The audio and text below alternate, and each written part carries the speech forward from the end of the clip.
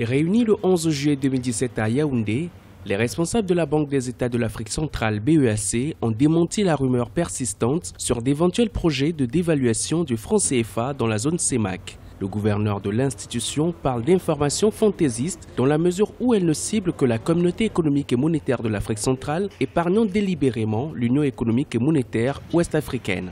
Pourtant, les deux zones ont en partage la même monnaie. Les rumeurs sur la dévaluation du franc CFA ont cours depuis quelque temps. Entretenues sur les réseaux sociaux et par une certaine presse, ces mesures apparaissent de manière épisodique sur la scène sous-régionale depuis le milieu des années 90, après la dévaluation intervenue le 12 janvier 1994. Ces phénomènes n'est donc pas nouveau. Et comme les autres fois, ces rumeurs sont sans aucun fondement. La spécificité aujourd'hui est que cette rumeur touche davantage la zone CEMAC, en épargnant cette fois-ci la zone UEMOA. Selon le gouverneur de la Banque centrale, la situation économique et financière actuelle de la CEMAC est différente de celle d'avant la dévaluation de 1994. Cette zone enregistre aujourd'hui un taux de croissance supérieur, prévu en termes réels à 0,8% en 2017, contre moins 0,3% en 1993. Dans le même temps, le taux d'investissement devrait se situer à 23,5% du produit intérieur brut, contre 18,8% du PIB à la veille de la dévaluation.